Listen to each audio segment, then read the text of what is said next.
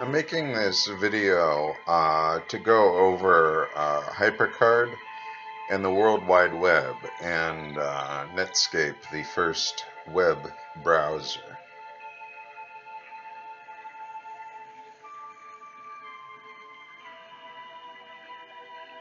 One of the great problems with HyperCard is that it wound up extending the error Bill Gates made when he founded Microsoft and predicated the success of Microsoft upon hidden source code, upon denying access to the source code, denying the public access to the source code for Altair Basic. When I was young, I had a book of simple programs in the basic programming language, and you could type, this isn't a regular book, you could type them into a computer. And the fundamental problem that we face here is that a programming language, quite simply, is a data compression format. That's all it is.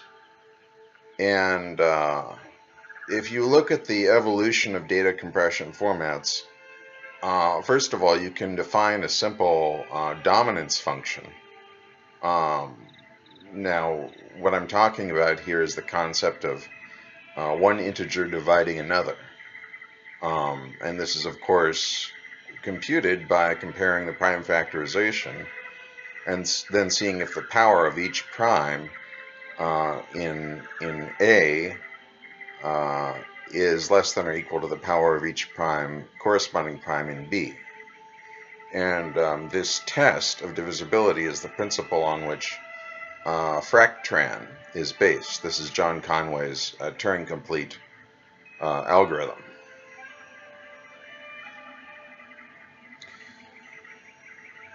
So it's hard to overemphasize the extent to which Bill Gates' demand to inject a hidden component, and especially the demand to appeal to the law to enforce his seditious, treasonous, insurrectionistic attack on the foundation of our political union, namely the First Amendment, the freedom of speech, the freedom of press. This is about freedom of speech and freedom of press. This is about the freedom of teachers to write down the source code for Altair Basic on a blackboard, and for the students to record the source code for that computer program.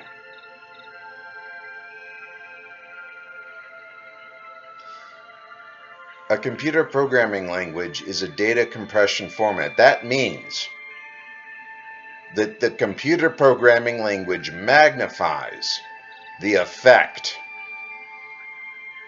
of writing. It is a magnifying glass for writing.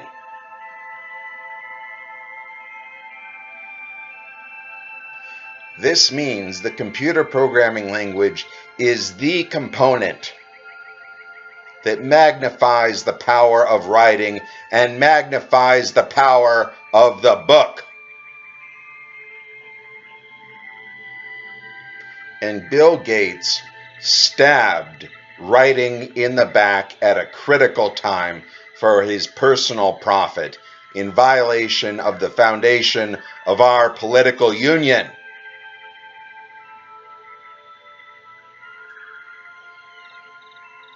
This is absolute treachery and a betrayal of manifest destiny and the American spirit. And he had the gall to publish the open letter to hobbyists in 1976, the Bicentennial of the foundation of the United States of America in 1776, upon the Declaration of Independence. This is an intolerable insult to the American people. And it's made so much worse by the fact that Bill Gates applied it to the power tool that magnifies the power of writing. Let me explain this. You have two equivalent, completely identical computer programs. One of them is so long that it would be impractical to publish it in printed form. It would take thousands and thousands, tens of thousands of pages. It might take 15,000 pages to write down the source code for this computer program. But there are repetitions, there is structure, there is a grammar, and when you write a computer program, programming language, you can design it so that it can generate that 15,000 pages from a much, much smaller set of inputs. This is the data compression concept. So that you can shrink that 15,000 page computer program down to, say, 500 pages. And how do you do this? With mathematics, with the study of data compression formats, with the study of computer programming languages, with the study of parsers. Mathematics is the data compression format, the bleeding edge, the cutting edge, the tip of the sharpest point.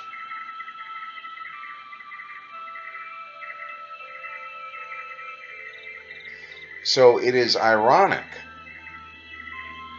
because in reality, what Bill Gates did was sacrifice his own skill development in mathematics in order to become rich. And he said that. He said, I'm going to become rich by being lazy, by being a lazy bastard. And he did. Well, he's rich now. We don't know what the future holds. But the bottom line is he made the decision to become a lazy, rotten bastard who doesn't know anything about mathematics. And so now computer programming and computer science is filled with combustible material.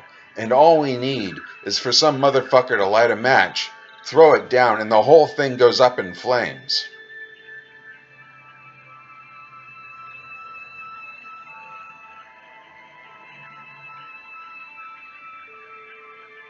And computer programs are written down and published in books where they always should have been and where they never should have escaped from. Because it is anti-Egyptian to deny someone access to a book that does the same thing as the occult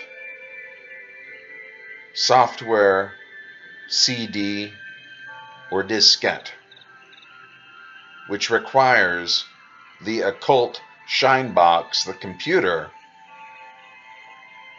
in order to be read.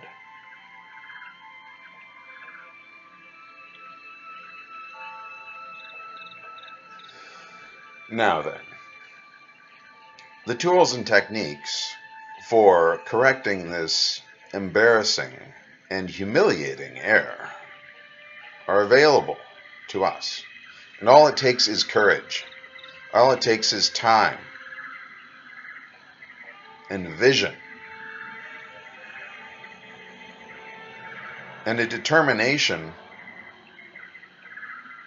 to remove this love affair with the occult from the computer experience and to dominate the computer by the printed page, by the printed published book, sold at a bookstore for a fair price to anyone willing to pay.